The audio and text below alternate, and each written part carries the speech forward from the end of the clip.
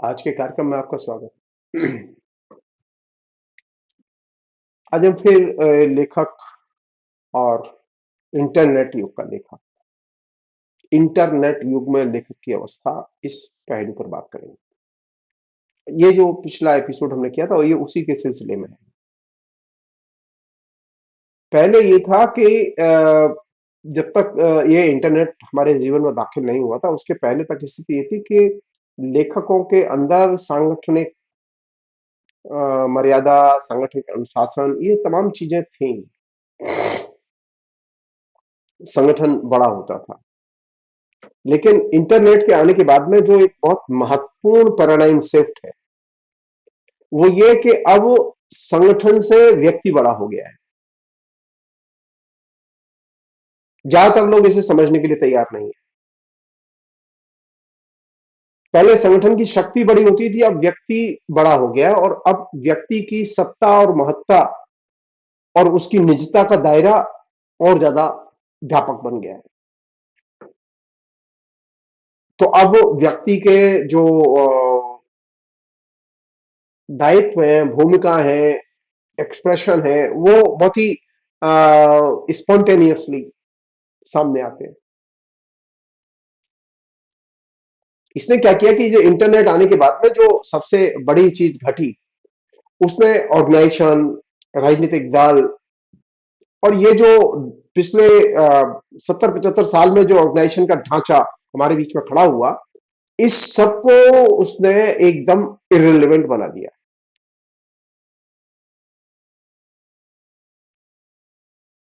यहां तक कि संगठनों की जो अंतर वस्तु है उस अंतर वस्तु को सिर्फ उसने कागज की चीज बना दिया है। अब लोग ये डिस्कस नहीं करते कि जनवादी लेख संघ के सम्मेलन में कौन सा प्रस्ताव पास हुआ, उसमें क्या क्या बहस के मुद्दे थे।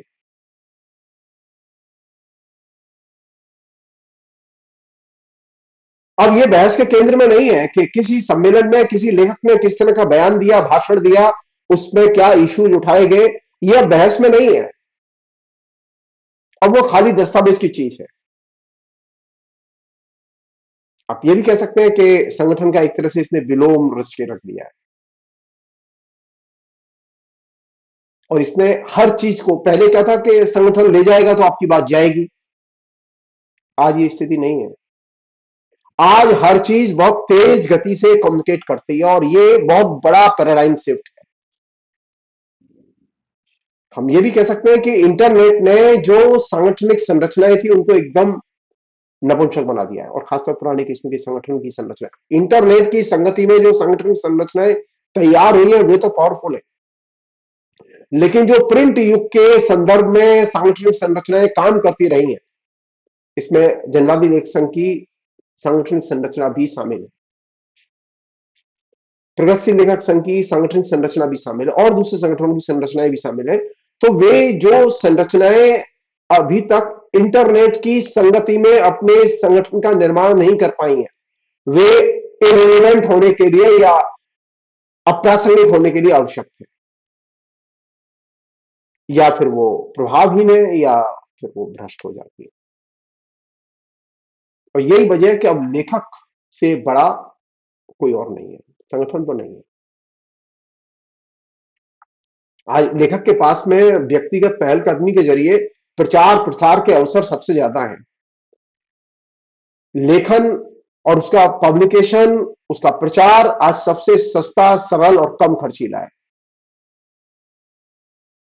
हम ये भी कह सकते हैं कि लेखक और समाज के बीच में जो पहले एक मिडिलमैन हुआ करता था, पब्लिशर हुआ करता था, संगठन हुआ करता था, आलोचक हुआ करता था, ये सारे मिडिलमैन अब गायब हो चुके हैं या ये सारे सेतु जो थे वो सब गायब हो चुके हैं। पुराने जितने भी सेतु थे उनमें आखिरी सेतु था संगठन। अब वो संगठन एकदम अप्रासंगिक कर दिया है इंटरनेट ने। या हम ये कहें वो खाली अब सिंबॉलिक रह गया है। लेखक संगठन का प्रतीक में या सिंबॉलिक रूप में तब्दील हो जाना या लेखक संगठन का प्रभावहीन हो जाना, या हम ये कहें कि लेखकों के बीच में एकजुटता का टूट जाना।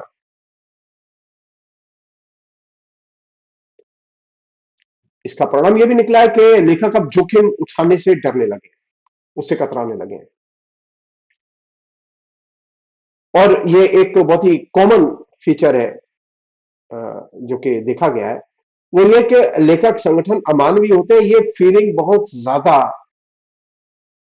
पॉपुलर हुई है। इसे हम कहते हैं लेट कैपिटलिज्म या परवर्ती पूंजीवाद का अनिवार्य प्रभाव। इसमें लेखन और लेखक वो धुरी है, संगठन गौण है। ये जो शिफ्ट है,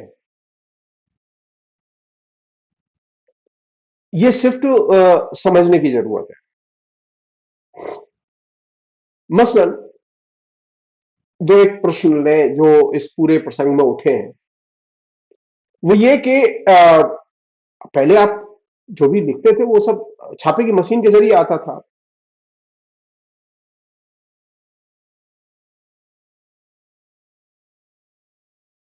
अब कोई चीज छापे की मशीन के जरिए नहीं आती, बल्कि अब हर चीज हाइपर टेक्स्ट के जरिए आती है।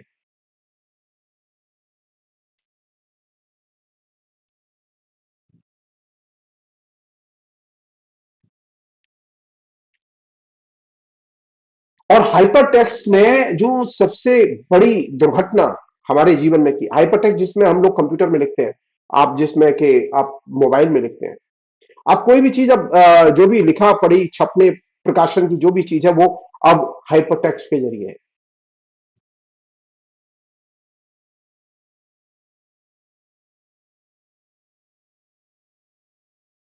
उसने हर चीज को डिजिटलाइज किया है। इसने साहित्य का उसके इतिहास से और साहित्य का उसके आख्यान से, या साहित्य में आख्यान के एक तरह से समापन की उसने घोषणा कर दी। अब लोग लिख रहे हैं लेकिन उन्हें साहित्य के इतिहास से कोई लेना देना नहीं है।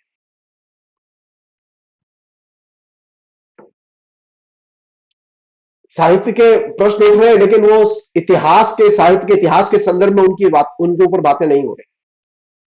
तो उसने क्या किया कि साहित्य के प्रश्नों को साहित्य के इतिहास से एकदम विच्छिन्न कर दिया है।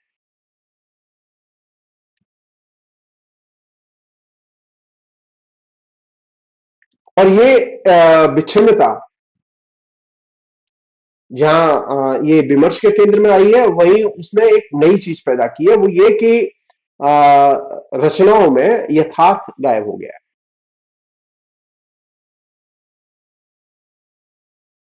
या हम ये कहें कि नकली यथार्थ उसकी जगह आ गया है।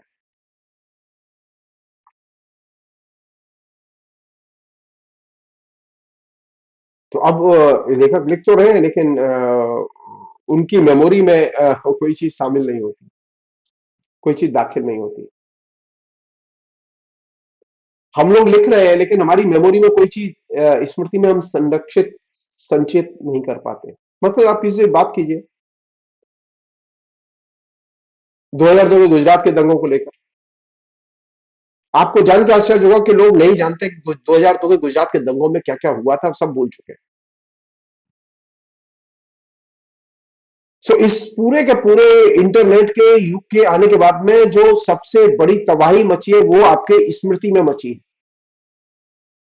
आपकी मेमोरी को धीरे धीरे धीरे करके इसने एकदम नष्ट कर दिया, इरेज कर दिया।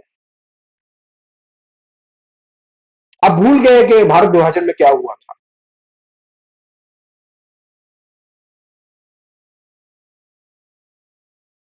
और ये जो परिवर्तन है, ये परिवर्तन अपने आप में बहुत चिंता की चीज है। इसने एक नए किस्म की चुनौती, एक नए किस्म का aesthetic sense, literally aesthetic sense इसने विकसित किया है। और वो एस्थेटिक सेंस क्या है? वो एस्थेटिक सेंस ये है कि अब जब हम प्रिंट टेक्नोलॉजी से इलेक्ट्रॉनिक युग में आए तो उसमें एक नई चीज घटी।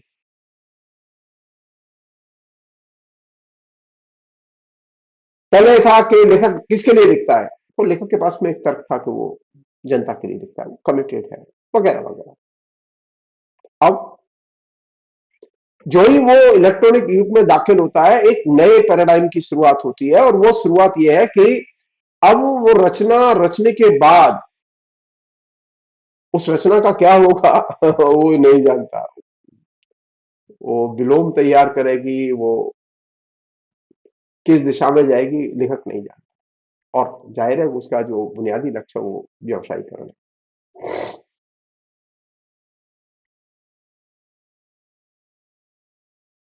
हाँ, एक और चीज घटी है जिसको कायदे से लेखक संगठनों को और लेखकों को समझने की जरूरत है। वो ये कि पहले जब हम बातचीत करते थे तो कुछ निश्चित पदबंध थे, कुछ निश्चित रूढ़ियां थी जिनके तहत हम बातचीत करते थे। हम क्या प्रतिक्रियावादी कहते थे, सांप्रदायिक कहते थे, धर्मनिरपेक्ष कहते थे। ये जो चीजें थी, ये पदबंध थे, इनका व्यापक अनुकरण हुआ और सरलीकरण हुआ। और ये अनुकरण और सरलीकरण ने हुआ ये कि इनको एक तरह से अर्थहीन बना दिया। अब हम सब धर्मनिरपेक्ष हैं, लेकिन हम धर्मनिरपेक्षता का अर्थ नहीं जानते।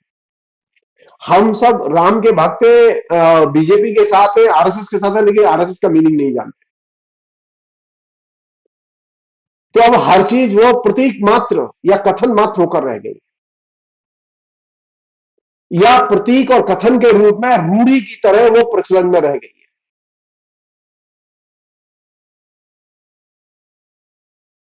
हम ये भी कह सकते हैं कि इस पूरे प्रोसेस में पिछले 75 साल में हमारे यहाँ जितनी भी धारणाएं 19वीं शताब्दी या 20वीं शताब्दी के बिगनिंग में पैदा हुई, हमने पोस्ट इंडिपेंडेंट पीरियड में वे तमाम धारणाएं धीरे धीरे धीरे धीरे छोड़ दी, या उनका लोप हो गया, या वे धारणाएं अर्थहीन बना दी गई, या अर्थहीन बन गई, या प्रभावहीन हो गई।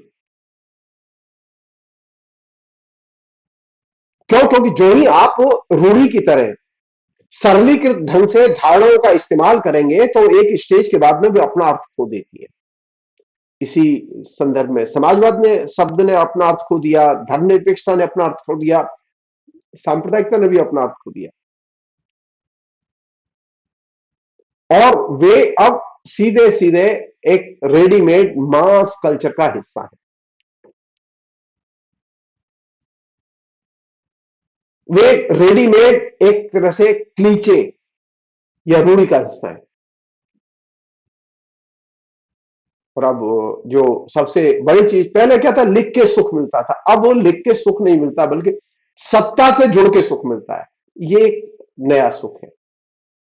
पहले भी राजस्व लोग रहे हैं, पहले भी सत्ता के साथ जुड़े रहे हैं लोग, लेकिन लिख के सुख ज्यादा मिलता था, लेकिन अब लिख के सुख नहीं मिलता। अब सत्ता से जुड़ के सत्ता के सुख में हम जीना पसंद करते हैं। इसने हमारी पूरी की पूरी सृजनात्मक प्रक्रिया को, हमारे दृष्टिकोण को, दोनों को प्रभावित किया।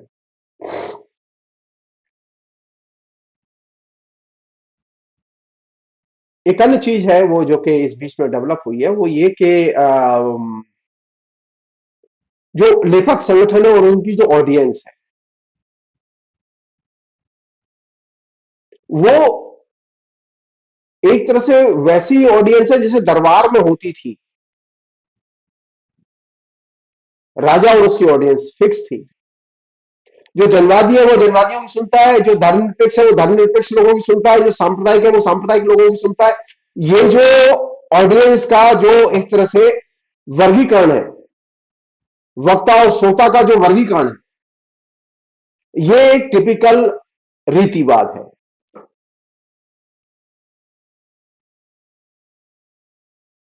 और ये एक तरह से मध्यकाल की वापसी है, मध्यकालीन चेतना की वापसी है। मध्यकाल की खूबी क्या थी?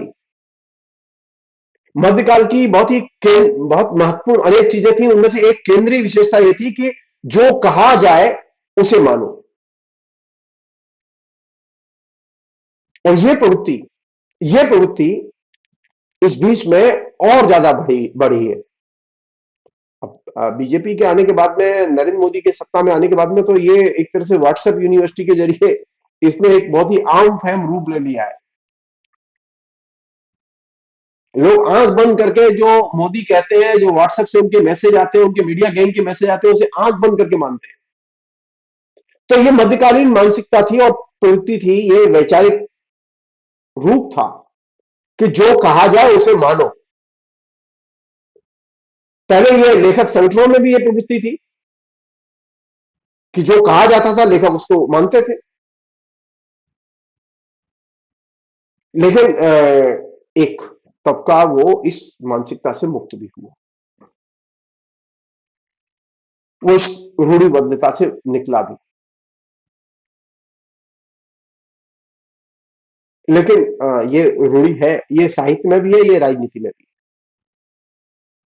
इसे आप साहित्यिक रूढ़िवाद भी कह सकते हैं, इसे राजनीतिक रूढ़िवाद भी कह सकते हैं। मसलन हठात ये प्रचार होने लगता है फला लेखक महान है।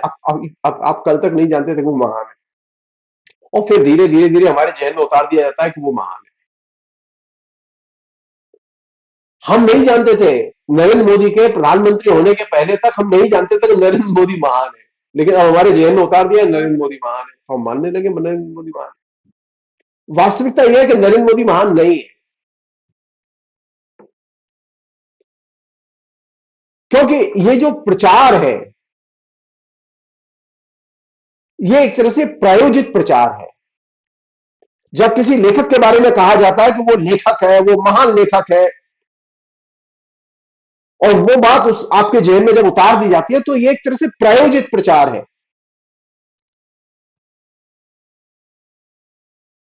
जब लोग ये कहने लगे और करने लगे कौन लेखक है, कौन लेखक नहीं है, कौन धर्मनिरपेक्ष है, कौन धर्मनिरपेक्ष नहीं है, कोई सांप्रदायिक है, कोई सांप्रदायिक नहीं, जब ये चीज चिन्हित की जाने लगे और इसका प्रचार किए जाने लगे, तो ये इसका मतलब है कि इन सबके प्रचार के प्रायोजक हैं। और ये खास तरह की रूढ़िबद्धता है।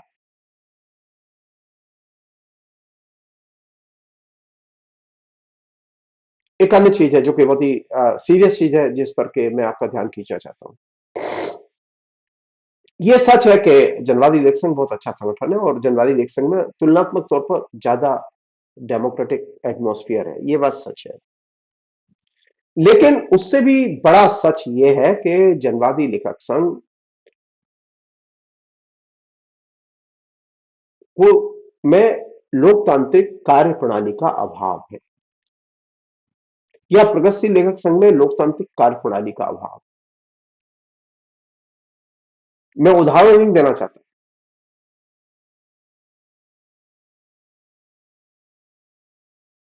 कारण यह है कि लोकतांत्रिक कार्य प्रणाली लेखक संगठन की खासतौर पर, लोकतांत्रिक कार्य प्रणाली देश की राजनीति की, संस्कृति की, अर्थव्यवस्था की, वो किससे तय होगी?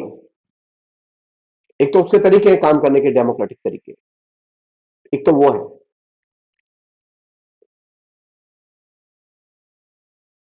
दूसरा यह है कि ये जो रीतिवादी ढंग से लोकतांत्रिक कार्य प्रणाली का पालन करना, ये एक तरह से रीतिवाद है। इससे संगठन समृद्ध नहीं होते हैं। संगठन समृद्ध होते हैं, देश समृद्ध होता है तब जबकि आप कोई बड़ा नया प्रश्न उठाएं बहस के लिए, कोई मौलिक प्रश्न उठाएं आलोचना के लिए, लेखकों के लिए, देश के लिए, राजनीति के लिए। अगर कोई राजनीति में कहे कि मैं डेमोक्रेट हूं, तो सवाल यह, क्या उसने कोई मौलिक नया प्रश्न उठाया? नहीं।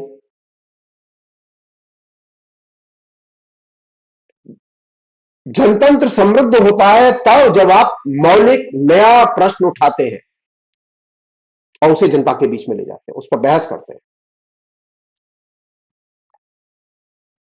जो पहले से चले आ रहे प्रश्न हैं, जो पहले से चली आ रही चीजें, जब आप उन्हीं को रिपीट करते हैं तो आप एक तरह से लोकतांत्रिक रीतिवाद का पालन करते हैं।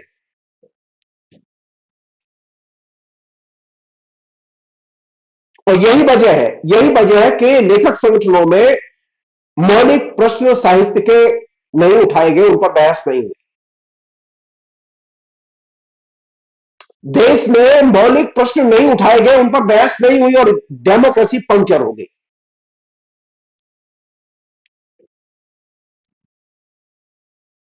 नए प्रश्न जब उठाए जाएंगे तब नए सिरे से लेखकों की, नागरिकों की, देश की लोकतांत्रिक अधिकारों की नए सिरे से व्याख्या होगी।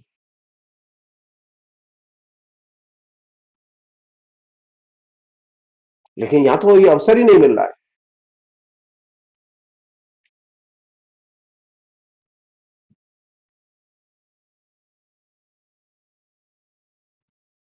एक अन्य चीज, और वह जरूरी चीज इस पूरे प्रसंग में,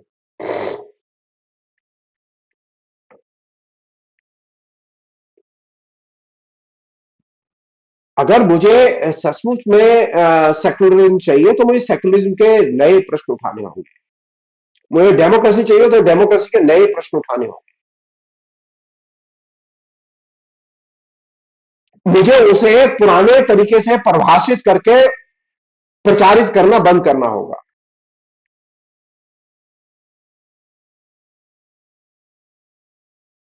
मुझे उसे घटना के तौर पर पेश करना बंद करना होगा।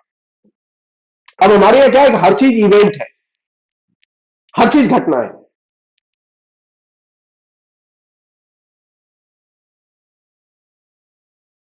डेमोक्रेसी घटना नहीं है, धर्मनिरपेक्षता घटना नहीं है, बल्कि एक आइडियोलॉजिकल प्रोसेस है जिसमें कि नए प्रश्न उठाए जाने चाहिए, नए मौलिक प्रश्न उठाए जाने चाहिए। नए मौलिक प्रश्न नहीं उठाए जाएंगे तो सोवियत संघ जैसे समाजवादी देश था, पूरा का पूरा सिस्टम कोलैप्स कर गया। भारत इतना महत्वपूर्ण लोकतांत्रिक देश था, लेकिन नरेंद्र मोदी जैसे बौने नेता के आने के बाद में कोलैप्स कर गया।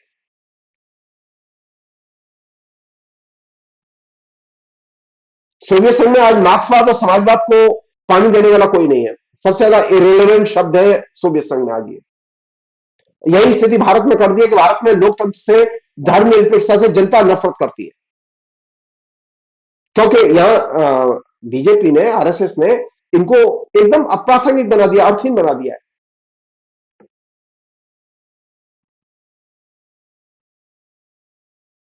तो नए बदलते समय के अनुसार नई अवधारणाओं को सोचना, नए प्रश्नों को सोचना, नए मौलिक प्रश्नों को पेश करना, उन पर बहस करना, सिर्फ पार्टी लाइन के हिसाब से, अखबार के या संगठन की लाइन के हिसाब से सोचने से नया पैदा नहीं होता।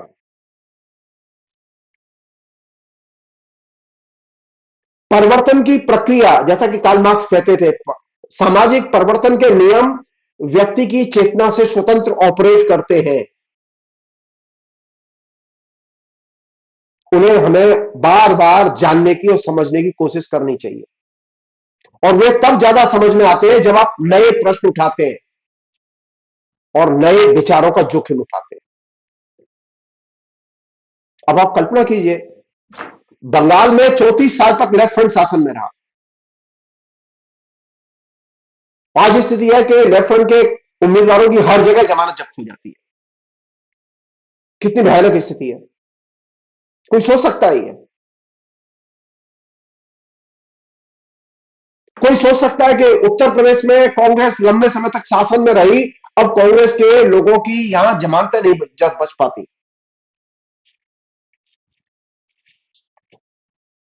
जनतंत्र और जनतांत्रिक प्रक्रिया दस्तावेजों में, घोषणा पत्रों में नहीं रहती। जनतंत्र को बचाने के लिए, रिवाइव करने के लिए जरूरी है कि हमेशा नए मौलिक प्रश्न उठाए जाएं और उन पर लोगों को गोलबंद किया जाए, उन पर विचारों का जोखिम उठाया जाए, वाद विवाद संवाद किया जाए, और एक रेशनल डिस्कोर्स, एक रेशनल परिवेश तैयार किया जाए।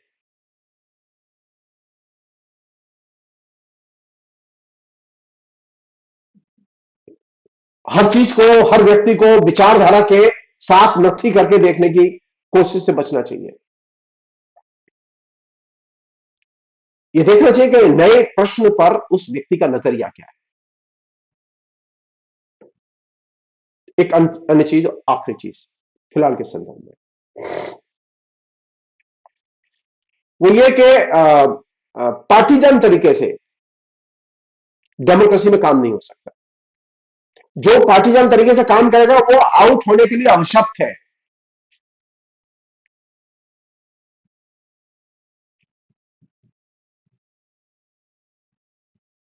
ये जो तीनों जो बड़े संगठन है, सीपीएम, सीपीआई और नक्सलाइटों से जुड़े हुए, वे एक तरह से प्रतीकात्मक सांस्कृतिक स्पेस बनाते हैं जो हमारे दिमाग में है। ये वह स्पेस है जो कि उनके पॉलिटिकल लक्ष्यों के अनुकूल है।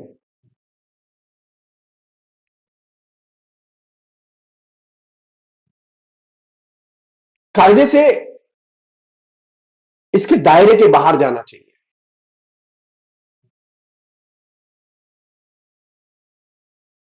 जब आप राजनीतिक कार्यक्रम की संगति में सांस्कृतिक स्पेस निर्मित करने की कोशिश करते हैं, तो आप एक तरह से रूढ़िवाद का अनुकरण करते हैं, और इससे बचा जाना चाहिए।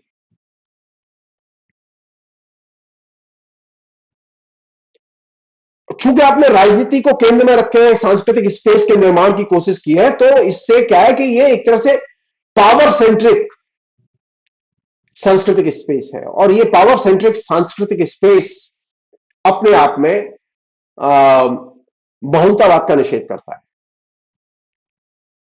यही वजह है, यही वजह है कि जनवादी लेखक संघ के लोग जनवादी लेखक संघ के व्यक्ति की हिमायत करेंगे, प्रगतिशील लेखक संघ के लोग प्रगतिशील लेखक संघ की लेखक की हिमायत करेंगे। ये जो विभिन्न किस्म की जो हिमायती जो समूह बनाए हुए हैं, ये समूह किसी काम के नहीं है, क्योंकि ये बहुलतावाद जो कि डेमोक्रेसी की ब्यूटी है उसका निषेध करते हैं। और जाहिर है कि जब इसमें आप दाखिल होते हैं तो आप हम और तुम, हम जनवादी तुम प्रतिक्रियावादी, हम धर्मनिरपेक्ष तुम सांप्रदायिक, और इसी के आधार पर हमने हमने पूरा का पूरा हम और तुम के आधार पर क्लासिफाई करके पूरी की पूरी आलोचना विकसित की है। और ये सबसे दुखद और खतरनाक चीज है। इसी के आधार पर हमने दोस्त और दुश्मन तय किए हैं, और एक ही विचारधारा के आधार पर एकजुट होने का हमने कॉल दिया है, आह्वान किया है। ये बेसिकली कोल्ड वार की पॉलिटिक्स का दिया हुआ फ्रेमवर्क है। तो जो सहमत है वे जनवादी लेखक संघ के साथ हैं, और जो असहमत है वे जनवादी लेखक संघ के विरोधी है या उसके बाहर है। इसे हम लोग ये भी कह सकते हैं कि मध्यकालीन जो सोच हुआ करता था सहमति का, ये उसका एक तरह से परिष्कृत आधुनिक रूप है। और इसने क्या किया कि सहमति का दायरा बहुत सीमित और संकुचित बनाया। अगर हम सहमति राजनीतिक संगठन के आधार पर या सांस्कृतिक संगठन के आधार पर बनाएंगे तो दायरा बहुत सीमित और संकुचित होगा। अगर हम इसके आधार पर राजनीतिक वफादारियां तय करेंगे तो दायरा बहुत सीमित और संकुचित होगा।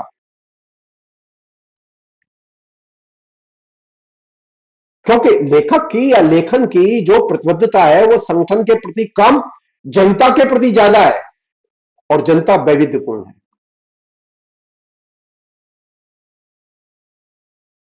वहां ऐसे भी लोग हैं जो कि सहमत हैं और ऐसे भी लोग हैं जो असहमत हैं।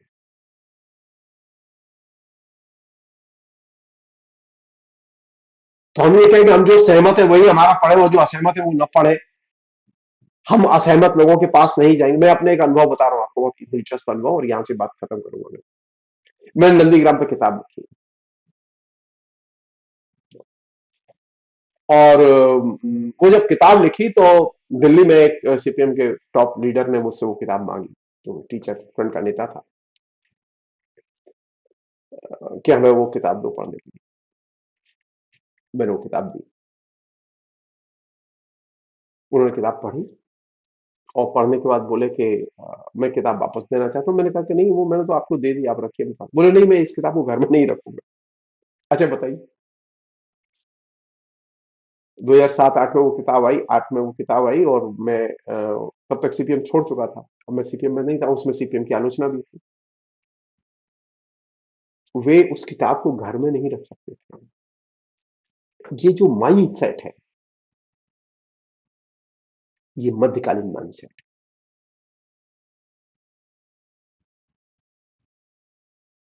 यहां असहमत की मेरे घर में कोई जगह नहीं है, मेरे घर में किताब भी नहीं आएगी उसकी।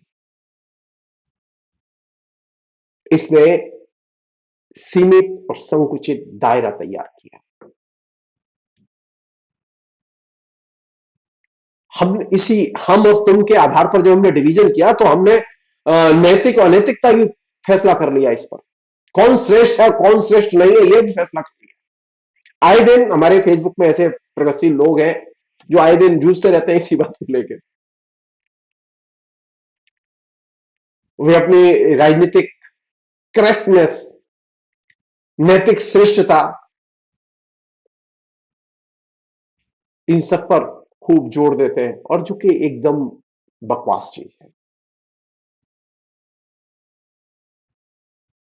जब आप राजनीतिक श्रेष्ठता या पॉलिटिकल करेक्टनेस इस पर आप जोर देंगे, तो आप फिर राजनीतिक तौर पर निकृष्ट को भी खोज लेंगे, सांस्कृतिक निकृष्ट को भी खोज लेंगे, और ये आपके एक तरह से पतन की सूचना है। और ये एक तरह से समाज में असमानता बोध पैदा करने की कोशिश भी है। और ये जो शिफ्ट है,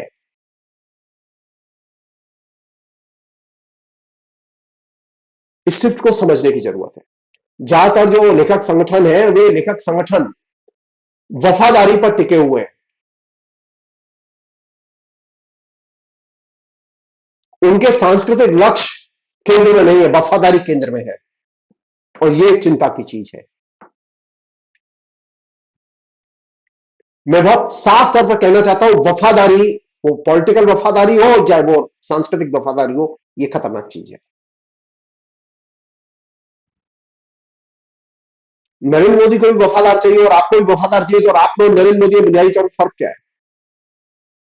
कम्युनिस्ट पार्टी को भी वफादार चाहिए और बीजेपी को भी वफादार चाहिए, तो फर्क क्या है? वफादारी एकदम मध्यकालीन बोध है। मुझे व्यक्ति चाहिए और व्यक्ति का विवेक चाहिए, और व्यक्ति की विवेक के आधार पर स्वतंत्र बुद्धि चाहिए। मुझे वफादारी नहीं चाहिए। जब तक ये चीज हमारे जेहन में और हमारे अभ्यास में नहीं आएगी, हम व्यक्ति को लोकतांत्रिक तौर पर न तो निर्मित कर सकते हैं और न शिक्षित कर सकते हैं। जब हम वफादार खोजते हैं, तो हम बेसिकली चारण खोजते हैं, और जो चारण संस्कृति जो विकसित हुई है, ये अचानक नहीं है कि जो कल तक प्रगतिशील थे, जो जनवादी थे, उनमें एक बहुत बड़ा हिस्सा अचानक शिफ्ट करके नरेंद्र मोदी के साथ चला गया, क्योंकि वे वफादारी की शिक्षा पाके आए थे, और नरेंद्र मोदी को वफादार लोग चाहिए थे। वफादार व्यक्ति कभी रिबेल या बागी नहीं होता, क्रांतिकारी नहीं होता। सोवियत संघ उसका क्लासिक उदाहरण है। सोवियत संघ का सिस्टम पूरा पूरा वफादारों का सिस्टम तैयार किया गया था। आज वो सारा का सारा सिस्टम कोलैप्स कर चुका है।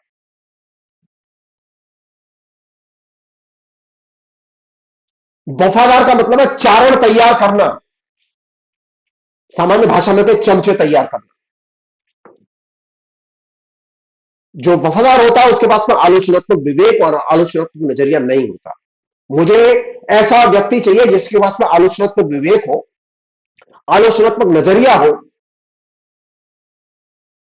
लेकिन ऐसी व्यक्ति की तो हम जरूरत महसूस नहीं करते, क्योंकि ग्लोबलाइजेशन ने भी, जिसका कि हम डेमोक्रेटिक लोग, प्रोग्रेसिव लोग विरोध करते हैं, वे भूल जाते हैं कि भूमंडलीकरण का एक बहुत महत्वपूर्ण फिनोमिना है वफादारी। तो जब आप वफादारी पर जोर देते हैं, तो आप भूमंडलीकरण की सेवा करते हैं। और यही वह जगह है जहां पर कि भूमंडलीकरण में मध्यकाल और आधुनिक काल, इन दोनों के वफादार एक ही जगह मिलते हैं। क्योंकि मध्यकाल में भी आलोचनात्मक नजरिए के लिए कोई जगह नहीं थी, और वफादारों के युग में भी आलोचनात्मक नजरिए की जो जगह जगह नहीं है। तो ये जो वफादारी का जो गेम है, ये गेम बहुत ही खतरनाक और संगठन की प्रतिष्ठा के लिए, संगठन की इमेज के लिए बहुत घातक है, और व्यक्ति के विकास के लिए घातक है, और लोकतंत्र के लिए घातक है। मुझे वफादार व्यक्ति नहीं चाहिए, मुझे क्रिटिकल व्यक्ति चाहिए, मुझे ऐसा व्यक्ति चाहिए जो असहमत हो सके और मेरे साथ रह सके।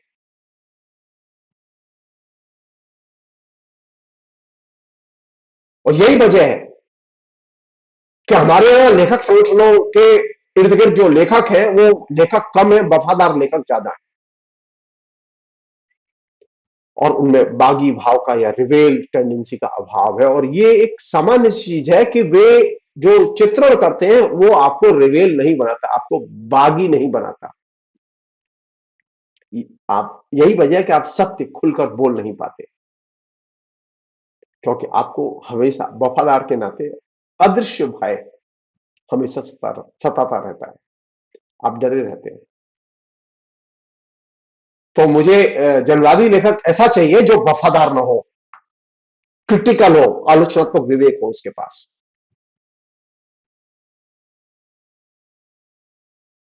जीवन की त्रासदियों को वो बिल्कुल एकदम क्रिटिकली चित्रित कर सके, नए विचारों का जोखिम उठा सके,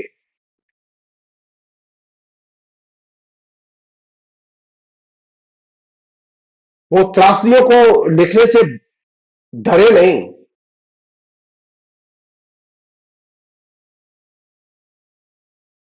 मुसीबत यह है कि अब ट्रेजेडी जीवन में घट रही है, लेकिन साहित्य से गायब हो गई है। त्रासदी के विषयों का जीवन से गायब होना एक बहुत महत्वपूर्ण परिघटना है, फिनोमिना है,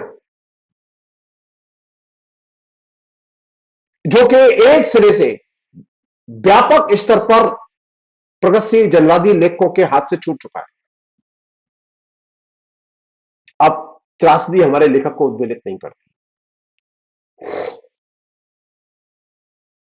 और यही वजह है कि त्रासदी का लेखन हमारे बीच से गायब है, और हम एक निर्मित यथार्थ में उलझे हुए और उस पर बहस करते रहते हैं। हमारे पास यथार्थ नहीं है, त्रासदियों का यथार्थ नहीं है। अब आप लिस्ट देखिए, ट्रेजेडी घटनाएं देखिए, लाखों लोग जिस देश में ट्रेजेडी से मरते हो, उस देश में, उस हिंदी के देश में, इस नॉर्थ इंडिया में, आप उठा के देखिए कि जो जो रचनाएं छप रही हैं हमारे बीच में, कहानी, कविता, उपन्यास, निबंध, वो उनमें कितना ऐसा सामग्री है जो ट्रेजेडी केंद्रित है। 1% लेखन त्रासदी केंद्रित नहीं है। त्रासदी का साहित्य से गायब हो जाना, ये वफादारी की सबसे बड़ी जीत है, और इसी ने फासिज्म के लिए सबसे बड़ा आधार तैयार किया। इसे समझने की जरूरत है। हमारे यहां एक तरह से निर्मित यथार्थ की बाढ़ आई हुई है। मैं बार बार कह रहा हूं इस बात को। कहानियां बेशुमार लिखी जा रही है, कविताएं बेशुमार लिखी जा रही है, और निर्मित यथार्थ की कहानी और कविताएं लिखी जा रही है। ये ठीक वैसे ही है जैसे श्रृंगार साहित्य निर्मित यथार्थ का साहित्य था, और इस दृष्टि से हम मध्यकाल में कैद कर दिए गए। फिलहाल इतना ही। ये सिलसिला हम जारी रखेंगे, बहुत सारी चीजें आएंगी साहित्य की जो कि नई है। बहुत बहुत शुक्रिया, थैंक यू।